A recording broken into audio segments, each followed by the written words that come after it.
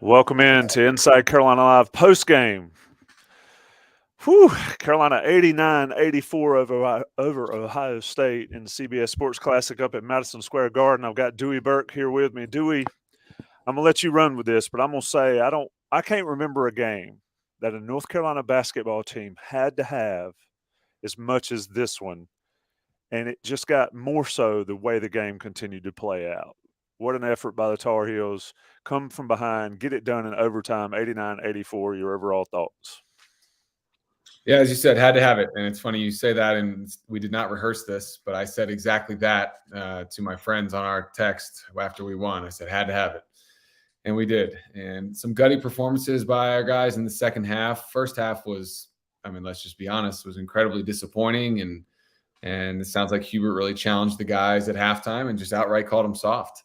And that's how they played in the first half. So we can talk about why that's so puzzling with a team that has so much experience. But the bottom line is they came back and they fought. They made timely shots.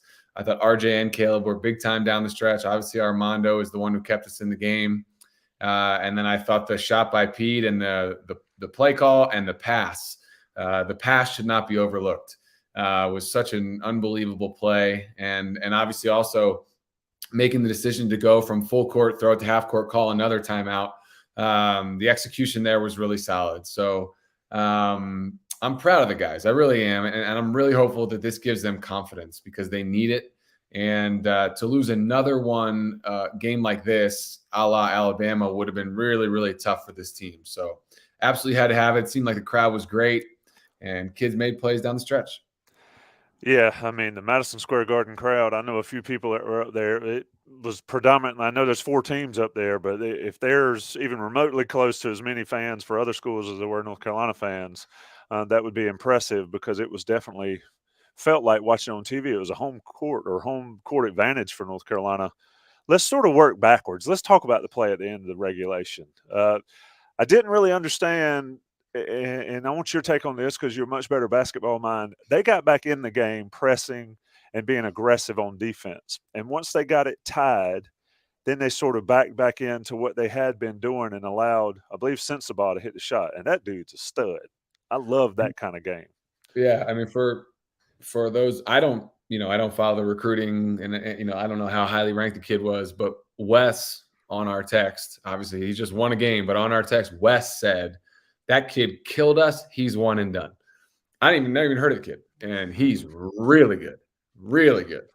And he was just able to basically work Leaky Black whenever he needed to. So he makes the shot. Carolina has 2 seconds left. You hold some time out, so you're able to get the ball. Talk about that play, what you saw there, because I think, I'll be honest, when I saw it going cross court, it was what in the heck? But when Pete let it go, it was like, that's in. It Just looked good, break it yeah. down. It looked good right off the hand. And so, it's a gutsy call by Hubert to throw the ball to somebody that had not made an outside shot all night. And no doubt they've practiced it. Yeah, you practice those situations often. But you sure thought the ball was going to Caleb or to RJ for a look. I guess maybe they could have tried to throw it into Mondo, but I don't know that he would have had time to turn and make any kind of a quality shot. And so they ran some misdirection with Caleb, and that's really where I thought the ball was going to go. And as I said before, the pass by Leaky needs to be talked about because that is a very awkward pass that you don't make very often. Now, like I said, I'm sure they've practiced it. And then the other thing I'll say is we've seen Pete be able to catch the ball and make a kind of turnaround fading shot several times this season. He's actually made a bunch of them over his other shoulder, over his right shoulder. But this one was over his left shoulder, which is actually a harder shot. But credit the kid for making the catch, being patient enough to not rush the shot. And as you said, as soon as it left his hand, it looked good. So, and again, let's not discount the fact that they executed perfectly to get the ball from the baseline up to half court to RJ to then run the set that ultimately tied the game. So, coaches look good when you execute, and they executed. I was going to say we've certainly banged on them a lot in the early season about the lack of execution and the lack of a lot of things, but they did it perfectly there. Were able to tie the game at the end of regulation. And I thought Ohio State was shell shocked. I mean, credit them for not going away completely in overtime, but once that shot went in, you could see their bench. I mean, there was a lot of no ways and all that kind of stuff. Just a fantastic play all around. And I've said it. I've questioned Hubert's some of the sets they've run, and there were times today, and we can talk about it briefly, where Bacot's working underneath, and they managed to not even get it inside once on a possession and get a jacked up 3-pointer. But that, when it mattered, when it had to happen, when the absolutely win or lose had to happen, they got it done. So credit Hubert and his staff for that play. Credit the players for executing it. Let's talk a bit about Armando Bacot. He's still got to make some of the bunnies he misses. He was 11 for 19, probably easily could have been 15 for 19 or even 16 for 19.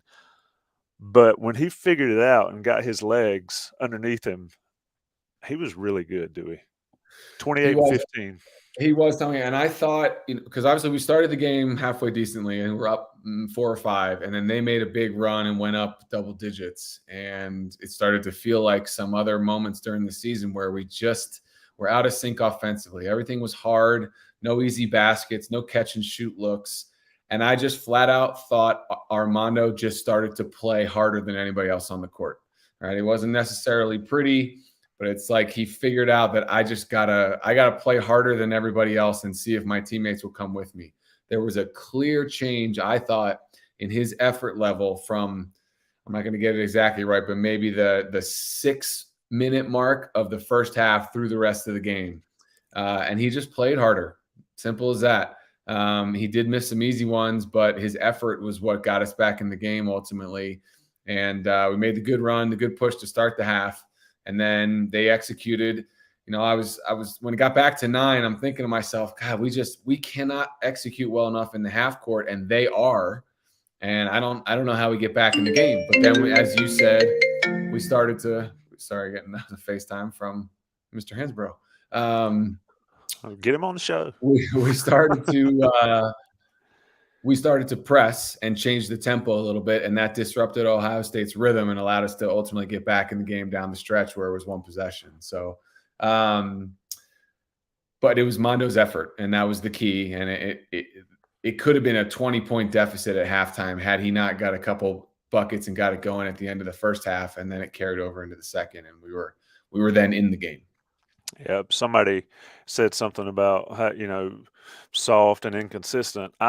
My phrasing of it, if Carolina had not managed to pull this one out, would have been frustrating, because they do it in stretches. And to your point earlier, it's like 4 or 5 minute stretches. They get it rolling, and then there's 2 or 3 minutes where they just look like they haven't played together before. And so that's the interesting dynamic.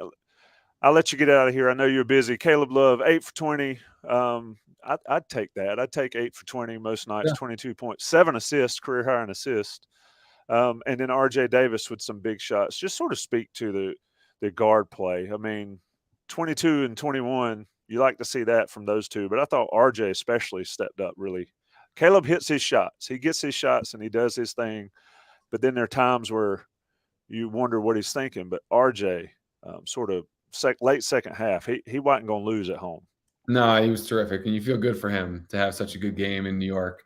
The set that they run, I think Hubert calls it 25 pop. I only say that because I was reading his lips, where RJ enters it at the high elbow to Caleb, and then he throws it right back to him. When he got that really nice finish at the rim, I think that cut it to 2 late there in the game. And then obviously the step back 3 in front of our bench, made big shots, made big free throws.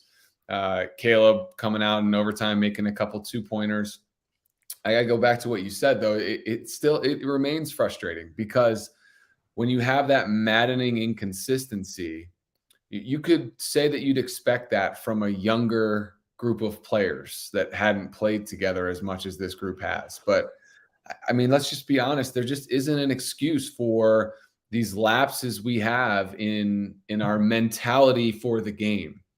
RJ and Caleb have started, it's got to be close to 100 games now. And they have these periods where they're so casual and careless with the basketball. it makes my head explode. And Caleb has those really, really challenging contested shots. You heard Raftery on the telecast, just unnecessary shots. And then he has 2 possessions in a row where he's completely under control, gets to the rim and finishes, makes a play like in the first half where he penetrated and dished it to Armando for the big dunk. RJ makes all his free throws. So they're juniors. We shouldn't be talking about this. Let's be honest. We should not be talking about this. So they need to figure out where they can find 40-minute consistency, because those two as a backcourt consistently playing where they take care of the ball and take quality shots, we're as good as any backcourt in the league, or in the whole country, I should say. Man, those minutes of frustrating inconsistency, I still don't understand them. And imagine what it must feel like for the staff, because you've seen these kids play at a high level. You saw them do it in overtime. And then you're going to watch the first half tape and you're going to wonder, well, who are these guys? Is that the same kid? So that's the challenge for the staff, is whatever he said at halftime worked, and maybe he needs to be hard on him. I don't know, but sounds like he challenged them and it worked. Yeah, I can't figure out which is the out-of-body experience. It is the lackadaisical turning it over, just seemingly giving it to the other team, the out-of-body part, or is it the going nuts and hitting shots from all over the court and making great plays? Is that the out-of-body part? I don't know. It's got to be maddening. If it's maddening watching, it's got to be maddening. That's my point. Coaching. Imagine coaching those guys and trying to figure out, what do I have to message to get them to be mentally in it for 40 minutes? Yeah. The casual turnovers. I mean, Caleb did it against the Citadel like 4 times, and I couldn't believe it. Yeah. And he's a junior. And then he, makes plays down the stretch like he did tonight, and you're like, man, he could be a first-round pick. Yeah, indeed, and that's I don't understand it. I don't think we ever will get an answer the rest of this season. But Carolina managed to get 89, 84. And of course, I forgot to mention Johnny T-Shirts, our sponsor. Everybody knows I like to talk about Johnny T-Shirt. Dewey, I'll let you get out of here. No need to run very long. Everybody watch the game. Shout out to the 150 plus people in here for the live chat. North Carolina gets a win against Ohio State. Anything else? What else can we talk about? A couple more points here in this game. I mean, Pete Nance, 4 for 11, couldn't throw it in the ocean from 3. Hits a great shot. Leaky Black struggled defending for probably the first time in his career against Sensabaugh. Makes a great pass to make and a big play. 3. And let's talk about that. When he doesn't think, here's one of the guys. When he catches and shoots, he looks solid. Mm-hmm. How do you get him, as Hubert Davis and the staff, to just play that way? And he's a 5th-year guy. I know. Well, that means it's not happening, right? It would have happened already, but he does so many other things well for us. And it looked like he was guarding a pro tonight. Sensabaugh, that kid's really good. And so he met his match, but he tried to make it as tough as he could on him. The shot at the end of regulation was tough. The shot in overtime from 5 to 3 was tough. And kid's good. The dunk, baseline. Oof. I mean, he's a real player. But look, my takeaway, my ultimate conclusion here is this ought to give him confidence. It was national stage, playing at the Garden, nothing like that. I'll never forget when we played at the Garden my senior year. It's something you talk about and remember. And I was having a conversation on Friday with somebody that I met, and they were asking about my Carolina experiences. And one of the things I said was I got to play at the Garden.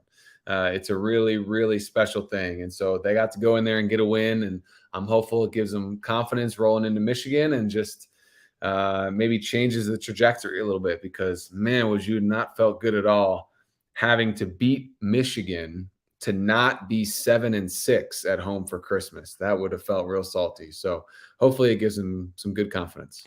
Indeed. Carolina 89-84, Michigan coming up on Wednesday, and then a Christmas break. We'll talk after Michigan, Dewey, but I wanted to say many thanks for you taking time to do these podcasts. I know our folks love them. The Inside Carolina people love them. I love talking to you about basketball because I learn every day.